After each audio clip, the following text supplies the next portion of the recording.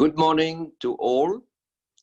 Thank you for joining this ecoDa, Crowell and PwC joint webinar. It is about the Whistleblowing Directive, the EU Whistleblowing Directive, and the webinar is about ensuring effective whistleblowing, how board members are dealing with this new topic. I am Michel de Fabiani. I chair the policy committee of ecoDa, which is the European Confederation of Directors Association. And I'm delighted that you could join today. We have a 1-hour session. There are main questions that will be answered to our panelists. And we have today with us Stéphanie Tack, who is a lawyer at Crowell&Moring in Brussels office. Anne-Hélène Monsellato, independent director in listed companies in the US and in Europe. And she has 25 years experience in audit, internal control firms. And she's part of working groups on audit committees and ESG reporting. We have Rudy Hoskens, who is partner at PwC in the Brussels office, a risk consulting partner. So thank you for being with us today. I would like first to highlight that we are not planning to discuss the Wirecard case during this webinar because of reasons you will all understand. It is a legal procedure. As participant, you will be in silent mode, but you are indeed most welcome to put questions or comments to our speakers in the Zoom system, which you all know. We will pick questions at the end of the webinar, and the questions which will not be answered because of time constraints, obviously, will be answered later by mail to the participants by our panelists. Before giving the floor to the first speaker, I want to inform everyone that this webinar is being recorded. Now, can I turn to Stéphanie? Stéphanie, can you set the scene and refresh our mind on the content of the Whistleblowing Directive, legal obligations for board companies and board members? Thank you. Yes, thank you, Michel, for the introduction. First of all, I would like to apologize for my colleague Emmanuel, who was not able to join us today due to an unforeseen and last-minute appointment. But I will represent Crowell this morning during this presentation. So as Michel mentioned, I will start this webinar with the legal framework and the content of the EU Whistleblowing Directive. You will see that we have prepared a lot of slides, but due to the time limit, I will summarize and focus on the most important aspects of the directive. And on each slide, you will find more details and always a reference to the applicable articles of the directive. So on the next slide, you see briefly the content of the presentation, but the first question that many companies have asked about the directive is, why is and was this EU Whistleblowing Directive necessary? Well, as you all know, after and due to various scandals, which were largely discussed in the media over the last years, LuxLeaks, Cambridge Analytica, Panama Papers, etc., a debate started about the importance of having a clear legal framework on whistleblowing and about the importance of having a strong protection of whistleblowers. Whistleblowers, they disclose information that they have obtained about misconduct in a work-related context. They play an important role in uncovering legal violations and breaches, but also in avoiding future breaches and in enforcing the law. So consequently, it's evident that they do not only serve the interest of companies, but also serve the public interest. And that's why it was considered that they should be protected from sanctions, from retaliations, of course, within certain limits. There is, up to date, no uniform protection of whistleblowers in the EU.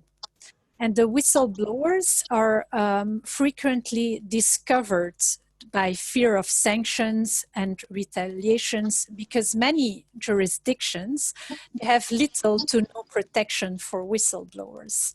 And this kind of course leads to a culture of distrust and retaliation.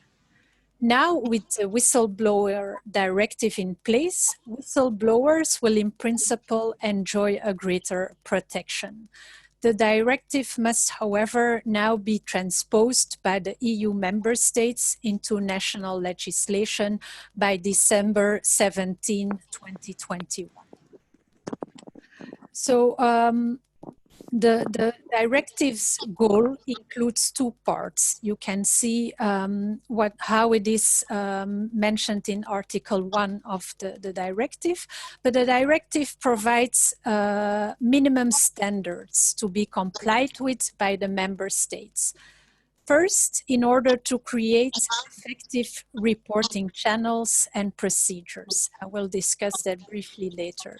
And secondly, in order to create a high-level protection of persons reporting breaches. I will also discuss that later.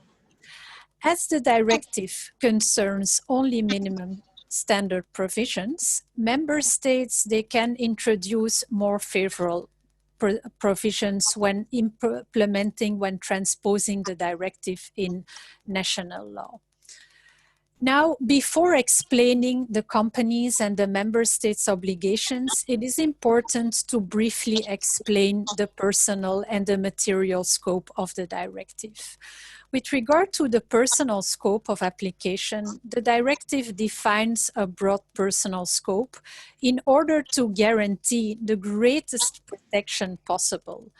Persons protected by the EU directive include not only employees, but also, and you can see that on the slides, self-employed persons, shareholders, board members, contractors, applicants, but even third persons who are connected with the reporting persons, and that can be colleagues, family members, and even trade union representatives. With regard to the material scope of application, the directive focuses on violations, breaches of EU law, such as EU legislation in the areas of public procurement, financial services, money laundering, product safety, public health, etc. Also, you can find all those back in the directive and a summary of it on the next slides. But the member states, they are encouraged to go further, to go beyond these minimum standards and to extend the material scope also to breaches of national law. It will have to be seen whether the member states will do that or not. Then next slide, with regard to the creation of effective reporting channels and procedure, the directive has created a three-tier reporting system, a cascading system. This means that three means of reporting have been foreseen, involving recourses to different institutions. In the first stage, which is the internal reporting within the company, whistleblowers will be able to approach internal reporting channels. In a second stage, the whistleblower can contact an external channel within a competent authority. And then in a third stage, and this is more exceptionally and under certain circumstances, whistleblowers can take a case to the public by making a public disclosure. You will see this cascading system on the next slide of my presentation.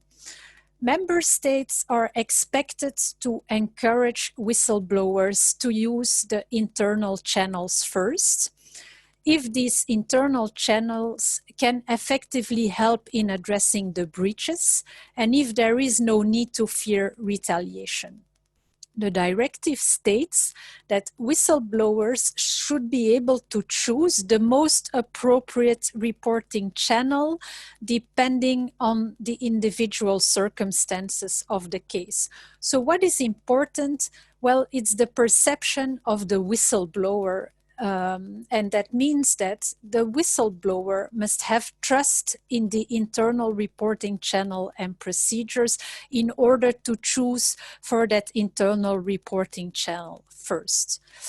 Then the next slide is which companies are now required to set up these internal reporting channels and the corresponding procedure.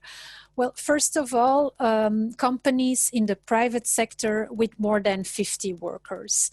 That means that small companies who are exempt from the obligation to set up an internal reporting channel, the whistleblower may report directly to an external reporting channel. Also, the companies operating in the financial sector, they are obliged to establish internal reporting channels irrespective of the number of workers. And then we also have legal entities in the public sector. If local law requires this, the internal channel and procedure should be implemented by complying with the applicable information and consultation procedure, for instance, informing that with Works Council and trade union delegation.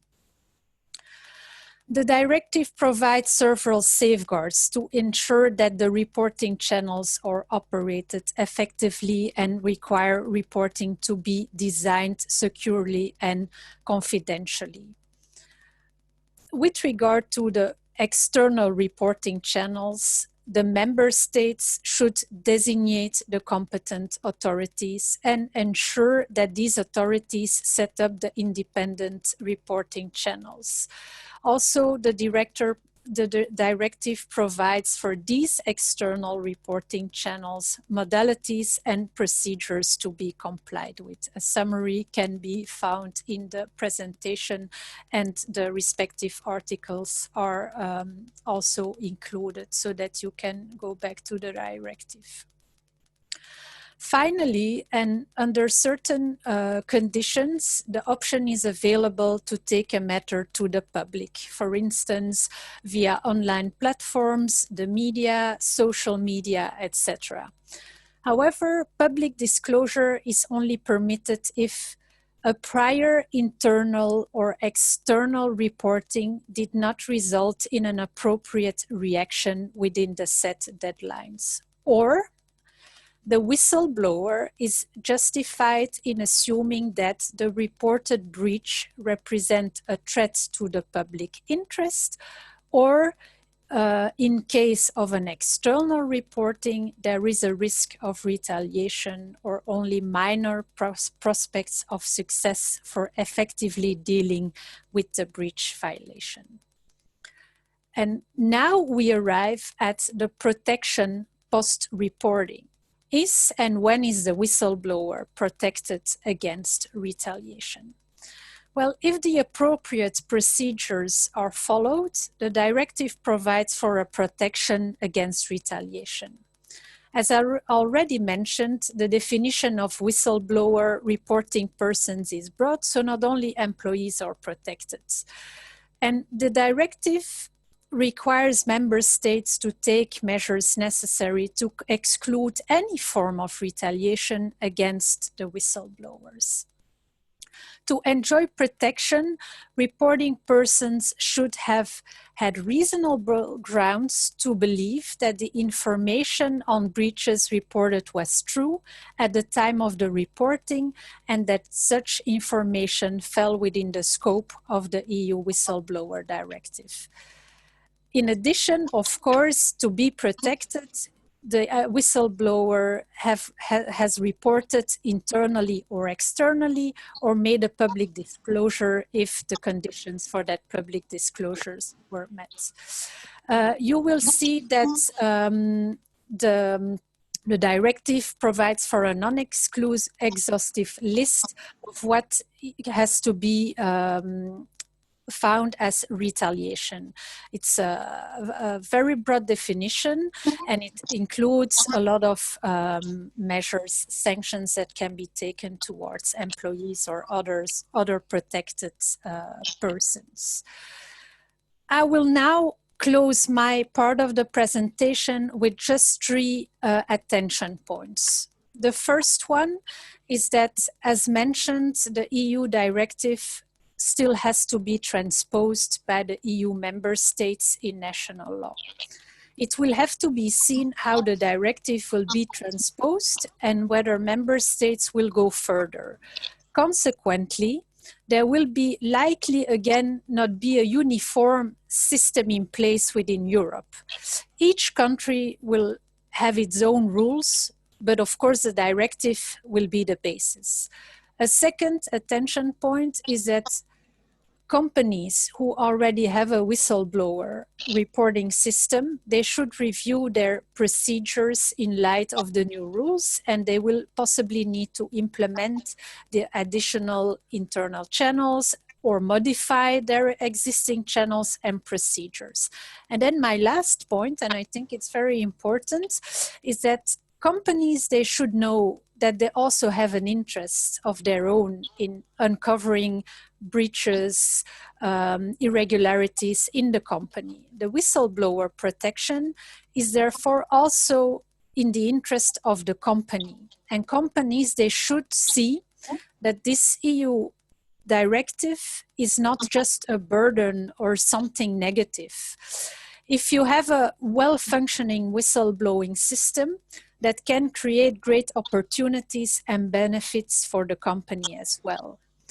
Because external reports, for instance, they could lead to leaks of sensitive or confidential information, and they can create harm to the business.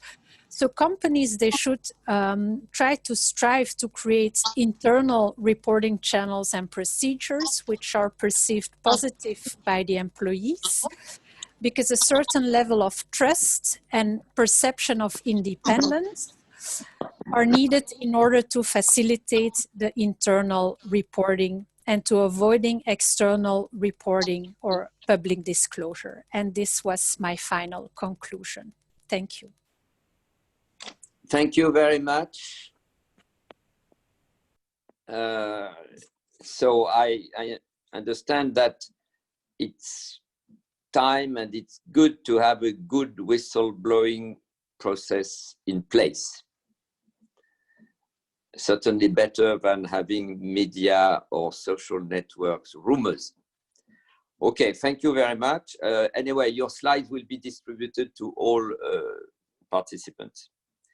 Now, before turning to Anne-Hélène, let me ask the participant to vote. We think we have a reliable sample of voters. This is not an American election. So the poll question, do you believe that the EU directive has enhanced the acceptance and appreciation of whistleblowing? To a large extent, to a limited extent, not at all. So you have to answer, and we will get the answer later when we have all the results in place. So for the moment, I would like to turn to Anne-Hélène Monsellato, Anne-Hélène, we can't see you. Can we? Yes. Yes? Yes. Okay. It's fine. Okay. Okay. Good morning. Bonjour. Good morning. So from a board member's perspective as you are, and perceptive, how do you foster a culture of openness in a company? How to set reliable and safe avenues to disclose wrongdoing when there are, if and when there are wrongdoings? And when is whistleblowing in place in an effective board? Because I'm sure you are members of effective boards. Thank you. Thank you, Michel. It's a very large question, so I'll do my best to answer. So as you have mentioned, I'm chair of audit committees of 2 European companies listed in the US, and we had to implement Sarbanes-Oxley whistleblowing hotline. And your question is an opportunity to reflect on what went well as we gained some experience in the process. So your question is in essence how we can build trust within the company that these matters will be dealt with in a fair manner, whatever the case at hand.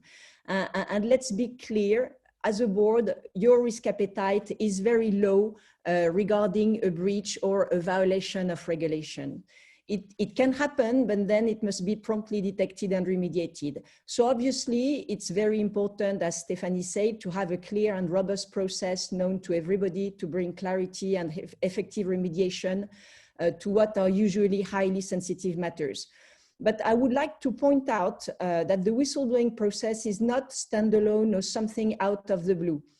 It builds on existing culture, internal control, and what I would call culture of internal control. And this is also important for the optimal functioning of the whistleblowing process itself.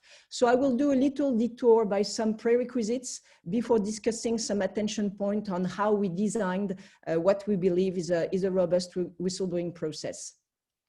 First, reporting is made against a reference point of how people should be acting, and the reference is set by internal control. So the codes, policies, procedures, internal guidelines are usually where a company defines what is acceptable and not acceptable by law or by companies' values and ethics. So they define or should define what wrongdoing is. The values set a general mindset and are an important factor in internal culture, but the policies and in particular the code of ethics and certain specific procedures in supply, operational, commercial sides usually provides more precise guidelines. So how these policies are written and communicated through training is very important for an employee to understand what is acceptable or not acceptable. We have another reference point, which is how control activities are designed and how control failures are dealt with. This will also provide information to employees on whether values are for real, how investigations are conducted to uncover the root cause for the deficiency, whether and how remediation is done, and with what impact, meaning is it a quick patch or is it for real? So how internal control is considered within the company together with culture are really clear signals of whether the company intends to do right. And these two are major building blocks to my mind for trust that any reported matter will be dealt with professionally and with the right intention. Second, and this is also part of internal control, there need to be good reporting processes internally. Usually, lot of companies have formal or informal reporting processes already existing. Are people encouraged to go and discuss on a confidential matter with their line manager or internal audit, or raise a question with anybody within the company, or have honest debrief during annual performance reviews? How do managers or HR deal with behavioral issues or issues such as suspected fraud or violations? In essence, all this convey to employees what the real culture is as to how the company actually deals with sensitive matters. So taking a hard look at how this is done internally currently will help figure out whether the whistleblowing has a chance to translate in a useful tool. or whether it will be more on the bureaucratic side. And as we saw, this does not look good and could entail external disclosure or public reporting. So whether to report first internally or externally will definitely depend on this internal culture of openness. And then we come to the whistleblowing process by itself. But as you understand, it's the final reporting channel, the one you would turn to as an employee when the rest has failed, or your perception as an employee is that it would fail. So here is a discussion of how we built our process to provide a safe and convenient way of reporting, whilst at the same time minimizing potential disruption due to malicious reporting, which was something that we feared at the very beginning we started to implement the whistleblowing hotlines. In our views, the primary objective is to protect the company from the risk of an undetected recurring internal control failure, mismanagement, and ultimately a reputational risk if we have a public disclosure. So in other words, we wanted to make sure that the whistleblowing system allowed us to identify and deal with these reported matters properly when other internal control and reporting processes had failed. And as a board member, you would definitely want to make sure that all this is done in a timely fashion and would withstand external scrutiny. So when a matter comes to the level of an anonymous whistleblowing hotline, it has to be taken care of timely and effectively. And this will by itself also reinforce trust in the culture and values of the company and foster honest internal reporting. So to achieve these objectives as a committee, we spent some time first with the legal counsel and head of internal audit to establish a shared understanding of how the process would work, drawing from existing reporting channels and company culture. Our discussions were around setting the culture and tone around the whistleblowing hotline, nature, frequency, channels of communication and training so that the process is well known.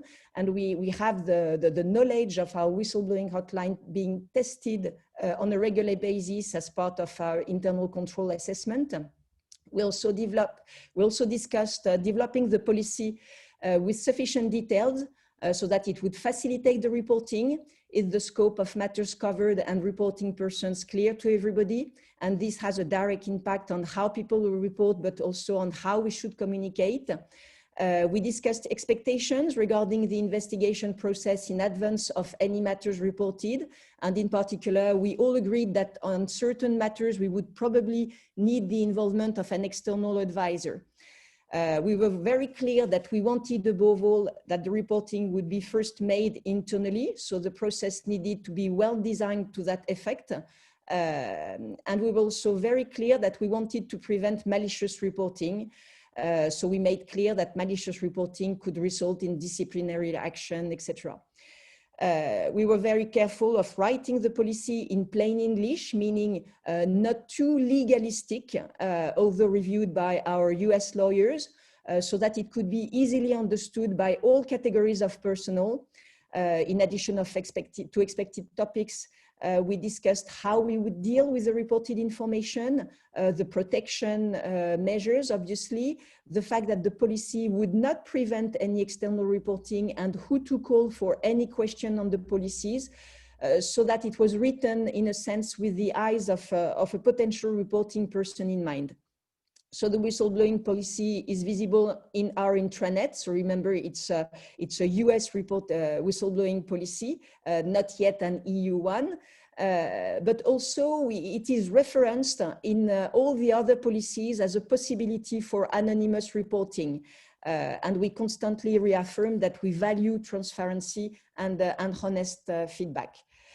We launched the policy with intensive communication, and we also included a discussion in live training sessions with employees with a regular refresher component, which shows an external service provider due to the fact that we have many different nationalities, and we thought it was the best way to ensure anonymity, prompt reporting, a good system for discussion on an anonymous basis, and traceability. For the first 2 years, at the report of experience, there were no reporting. And when it started, and we had an average of 1 per year, we saw this as a sign that communication had been properly done, and we could have a feeling of how it was working. So our 2 major assessment criteria was how the reporting was written, and we found that the guidelines properly, with the help of our service provider guidelines, resolved in fairly precise reporting, which helped for a prompt investigation and remediation. Speaking of investigation, these have been promptly carried out with all involved parties, with prompt feedback, and this by itself, we believe, has shown to the employees that the system could be trusted. And obviously a robust investigation process is also key for the board to understand that the matter can be properly closed, but more so if deemed without merit and no further consequences. So that was particularly important in the eyes of the board. We also reflected on why the whistleblowing was used instead of other channels, and there has been visible improvement made on other processes as a result, usually in terms of training, how we frame performance assessments, how we communicate on other reporting channels, to avoid repeat, but also to foster a more open dialogue in general and help put the topics directly on the table. We also started an initiative to assess the drivers of openness and level of conflict avoidance to see how we could improve. So this is the brief return of experience. A key point is that the more open a company is, the better, the less whistleblowing we will have, and you need to take care about internal control. Thank you very much, Anne-Hélène. I've noted repeatedly internal control. Now, we have the result of our poll, so let's see how it goes. Well, it's not a political election with 53% you win. It's a poll which says that it's a balanced, to a large extent, to a limited extent. So we have a balanced audience, slightly limited extent, in favor of limited extent. So now, can I ask Anne-Hélène, what's your reaction? Because you have described a board which has taken actively the whistleblowing. Now, what do you think of this answer? 53% small extent, 43% large extent. It's balanced, isn't it? Yes, obviously, but you need to remember that it's not implemented yet. So it's national, Okay. member countries have to take the transposition. So the system is not yet in place for many companies.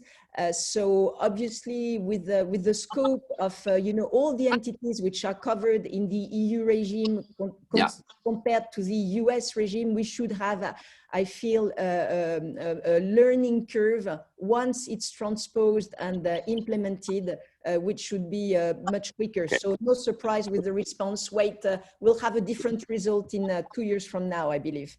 Or even less, we could have a reverse of majority, hopefully.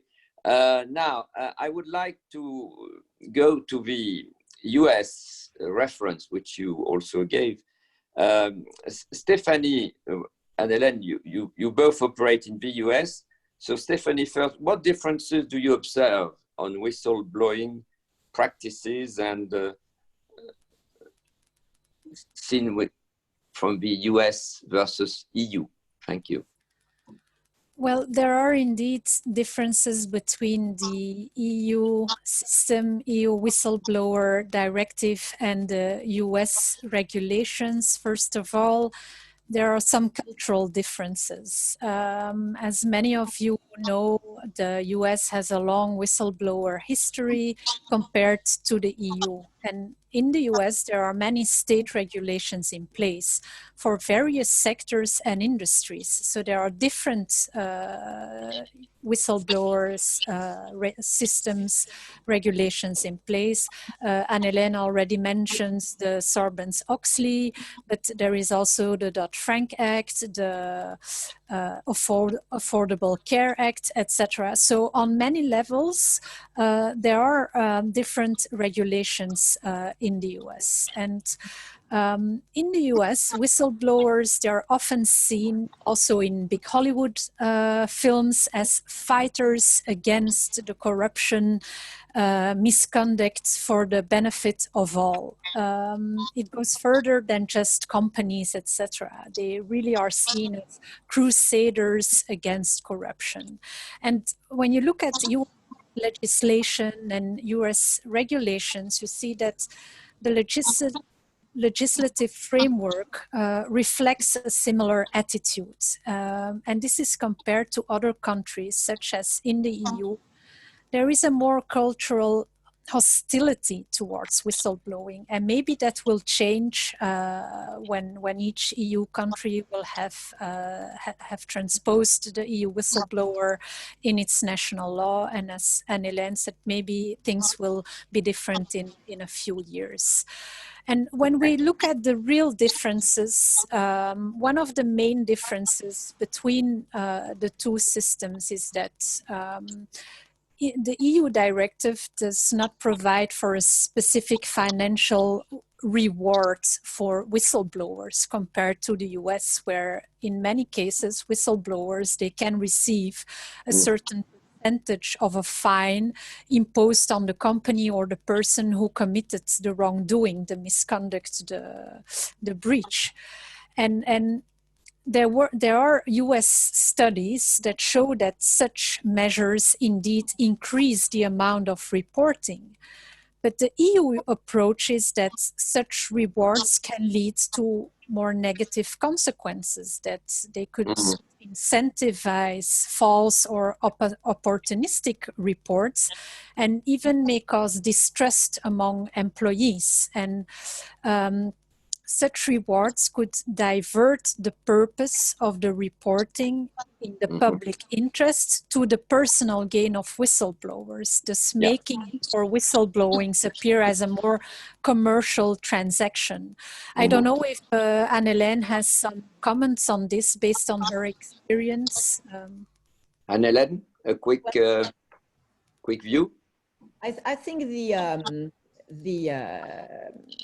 the reward system, definitely, it's a tricky question. I think I won't comment much more on what you just said. I think well, typically these rewards have been very large and have been well publicized, and it can be viewed as a better protection by a potential reporting person, definitely in the US, and we saw the number of whistleblowing take a sharp curve up following the introduction of rewards. However, both systems will be very interesting to compare, because we'll be able to compare in a few years from now under the EU regime. And it will be interesting to understand whether the US system creates an intentional delay in reporting to maximize the reward, because this was a consequence which was often pointed out in Europe, and one of the reasons why we did not choose to have a reward system. Okay. So now this leads us to the third part, the third panelist. So Rudy, I would like to get your operational point of view. What are the most frequent cases of whistleblowing? Are there possible tools to help the companies to implement? And if possible, live stories explaining the investigation case when the investigation process, sorry, when a case happens. So the floor is yours. Thanks, Michel. Indeed, I will try to make it a bit more practical, go more into the statistics and some numbers, but also give you already a snapshot on the digital side, the technology side of the story. So 4 topics on my agenda, very briefly. I don't have time to cover more. First of all, something about the importance, some statistics, a few traps you can fall in or prevent to fall into, the building blocks of an effective whistleblowing program, and then a snapshot on the digital side.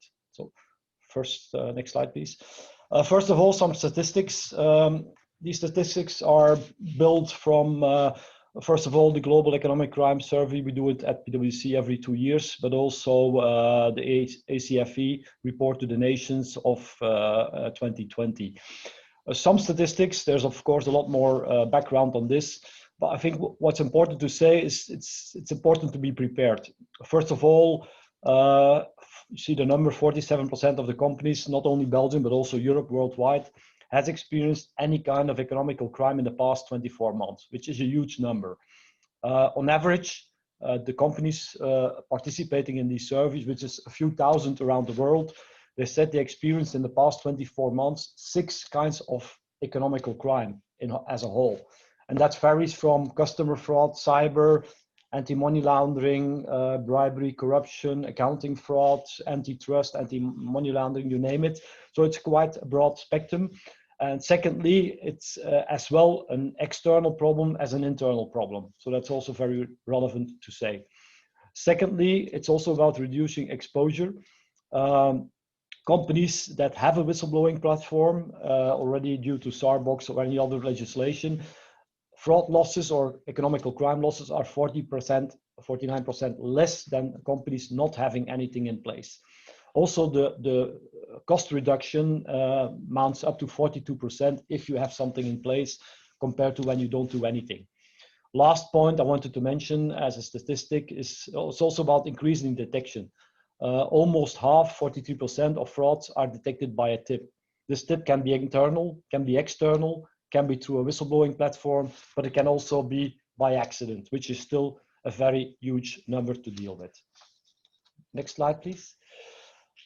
Not falling into the trap. What I mean with this, first of all, don't let personal opinions guide you. Just a brief example, don't let, I call it more a kind of vicious circle. If you don't believe in it, if you don't think you will have many alerts on whistleblowing, so you think you don't have to invest, you think it's not useful, don't let yourself guide yourself by these kind of principles. Secondly, it's important also to remain independent and remain objective in your assessment of any cases you might receive. Don't give the rumor mill a chance. What I'm saying by this, you must, and it was already said by the other panelists, ensure confidentiality, build confidence into your reporting platform. Also provide the option to have an anonymous way of reporting for the whistleblowers. The third point, which sometimes is lost in the war, I would say, avoid direct contact, avoid direct emailing with the whistleblower because you might lose a bit of your objectivity. Third point, don't consider the whistleblower as an enemy. You must foster a culture where the whistleblower is appreciated by flagging any kind of misconduct, whether it's economical crime or anything else. It's more the perpetrator or the fraudster that has to be seen as, let's call it, the enemy. Just a small anecdote on this. This is mostly the case. It often also happens in practice that somebody tries to blow the whistle just to have some other kind of means to do something else. For example, having ambition to take the place of somebody else. So you really must investigate, but objective, independent, because there may be a hidden agenda and it cannot be excluded. Last point on this point, it takes a lot of courage to the whistleblower to come forward, definitely in difficult situations. An example we had recently was somebody working in the accounting department who had an issue with things that have been done by the CFO. And the only thing she could do is report directly to the CEO, which was not easy taking that step, and also a very difficult situation because he was still reporting and working together with her boss, who was part of the alert. Go back, please. I'm not yet finalized. Okay.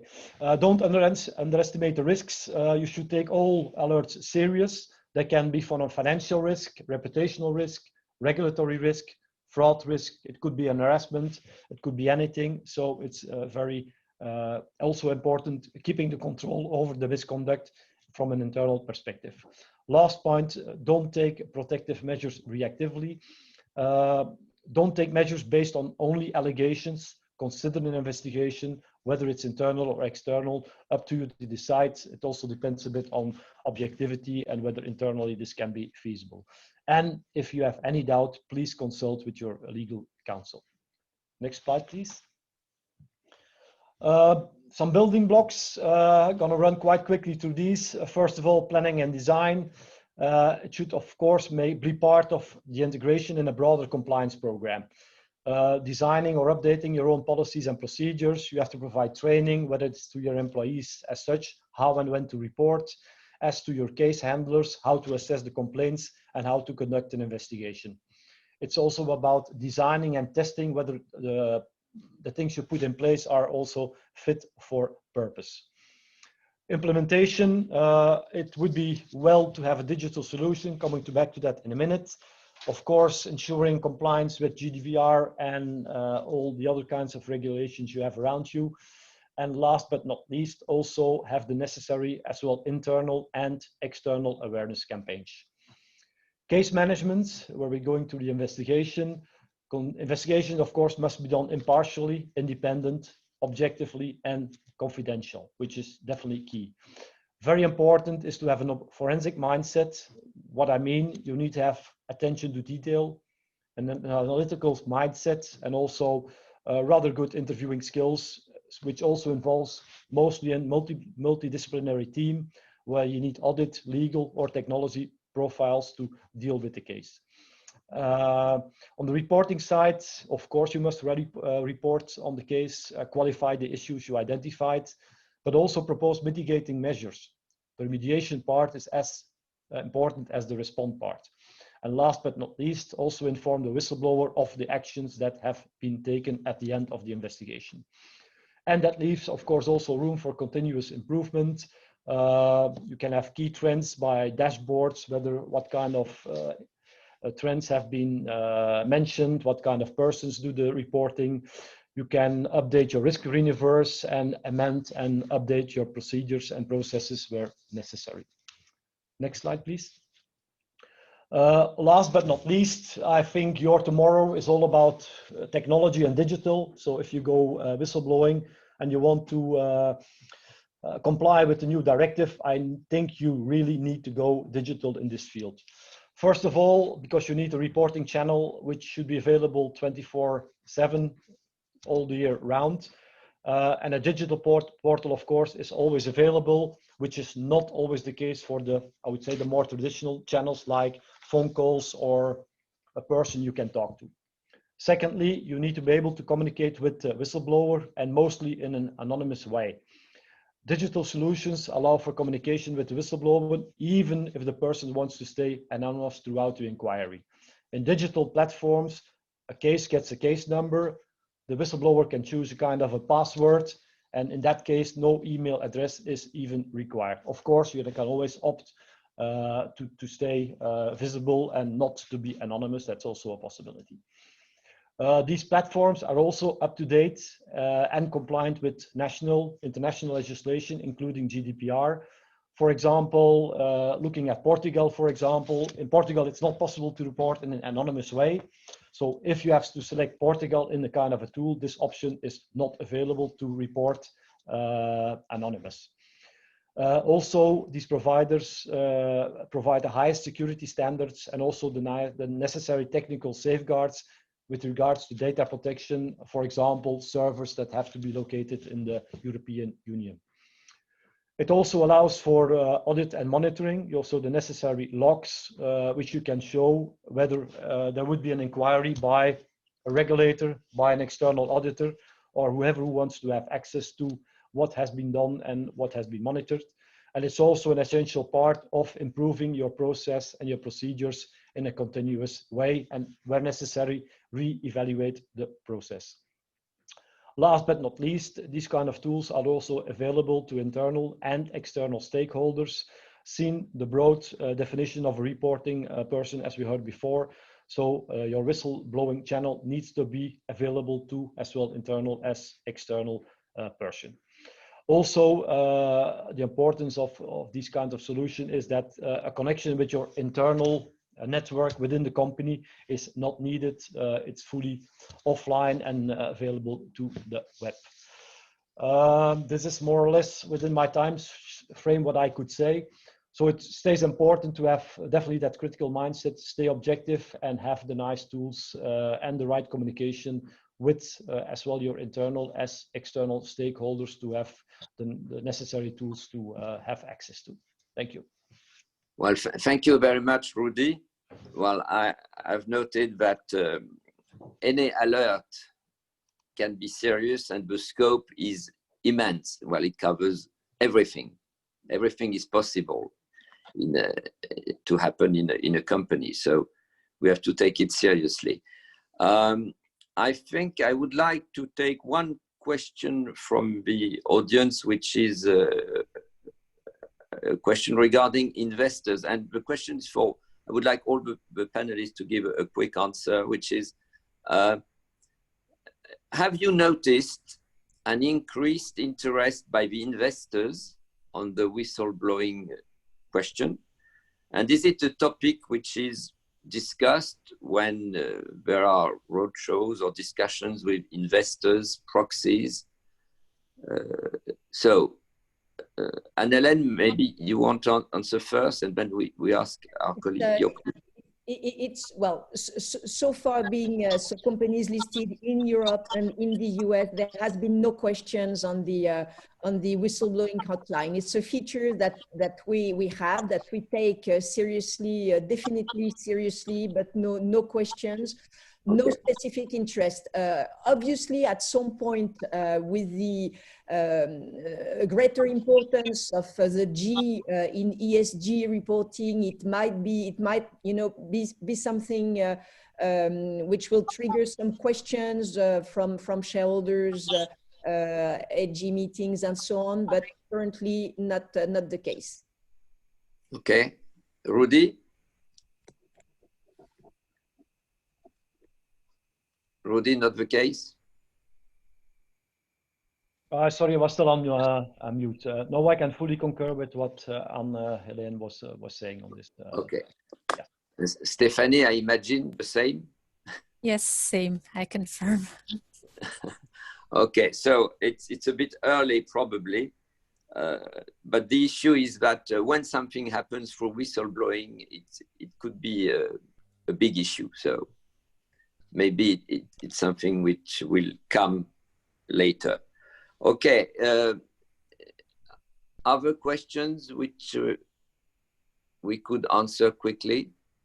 Michel, Beatrice, Yes. Richebom from ecoDa speaking.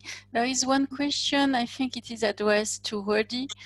So the person is asking for suggestions of providers of digital platforms. Yes, we have. We work very closely with one of the providers on a European level, which we have already implemented at a few clients of ours, so that's definitely possible, yes. Okay. Other question? There is another question from Leda, our Greek new member at ecoDa. And Leda is asking if the panelists could reflect on malicious reporting. So currently on my companies, we did not have a malicious reporting. We took great care in the policy, as I explained, and in the training to say to employees, to convey the idea that malicious reporting could have adverse consequences to them. And the result that we had for the few reporting we had, because it was well written and really helped us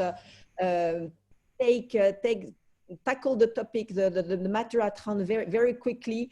We saw that people have been taking this seriously as well. So we took that as a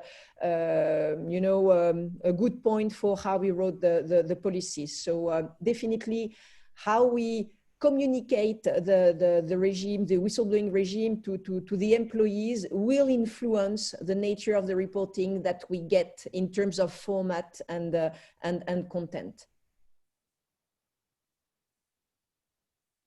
Perhaps 2 points from my side on this one. I think the first one is, as I already said during my presentation, you have to be aware that there can indeed be malicious reporting, and whistleblowers often have, not always, they often have an hidden agenda. So please be careful about this. First point.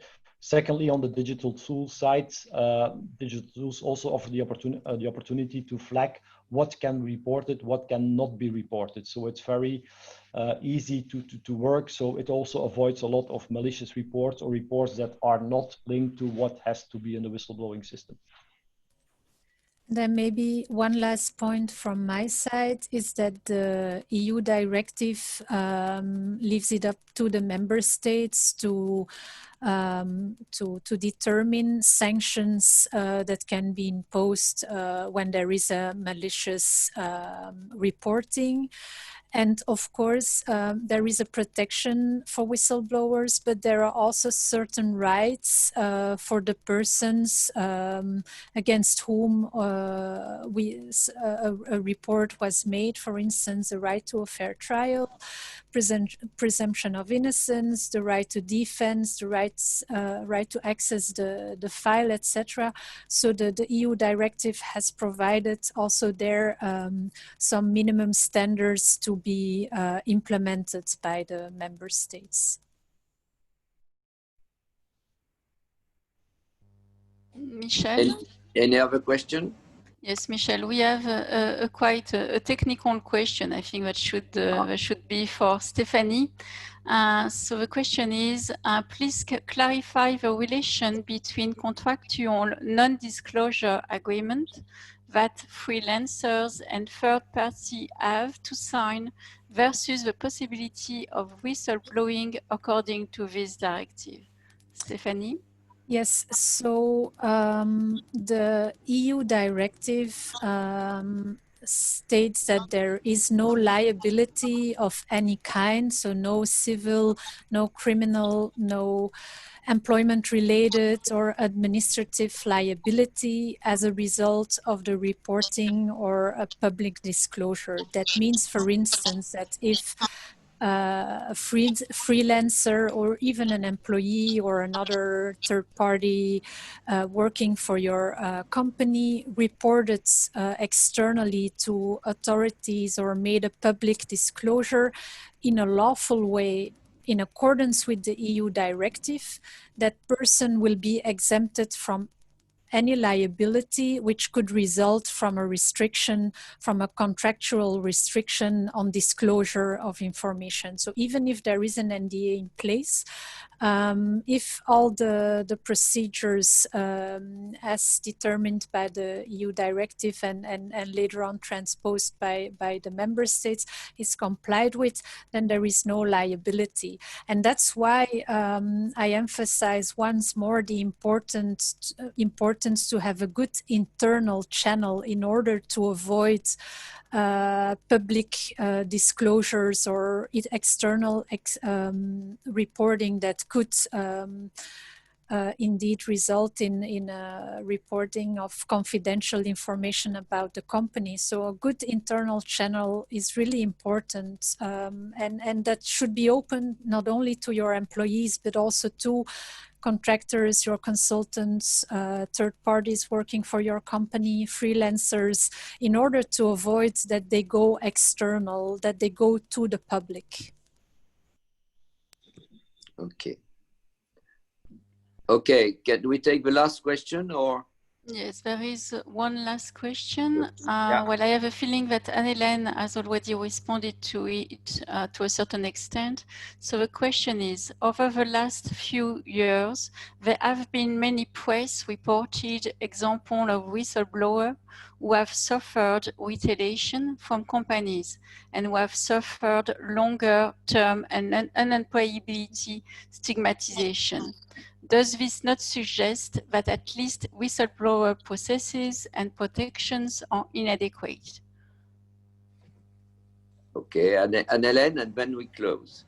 It's a very good question. That's why I was mentioning it will be very interesting to compare the two systems because in the US, and that's Dodd-Frank, which added the reward system to the whistleblowing legislation already in place by Sarbanes-Oxley, by creating the reward after they recognized that there were very few whistleblowing. So, so far, Europe has decided to go without a reward after 5-6 years. I don't remember exactly when Dodd-Frank came with that provision. They might choose to go with the reward system once whistleblowing has been more visible and accepted within our societies. Okay, thank you. Well, our hour is up now. It's almost 12 o'clock, continental time, Europe. So I want to thank the panelists for sharing their insights. I want to thank, of course, ecoDa, AIG, and Crowell and PwC, and all the participants. You will receive answers by mail if you want. Our panelists are available for that. I just want to conclude that by saying, well, in COVID time, you check if you have fever with a thermometer. Maybe whistleblowing is sort of indicator for the health of a company, maybe. Okay, on that tone, we have no fever and we have no whistleblowing in our companies where we operate for the moment. No signal, at least, but we have processes in place. This is the advice for the future. So thank you all for attending, and don't hesitate to send more questions or more comments. They will be followed up by our panelists. Thank you, and we wait to see you again or to hear you again at next ecoDa webinars. Thank you. Goodbye. Thank you, Keep Michel. safe.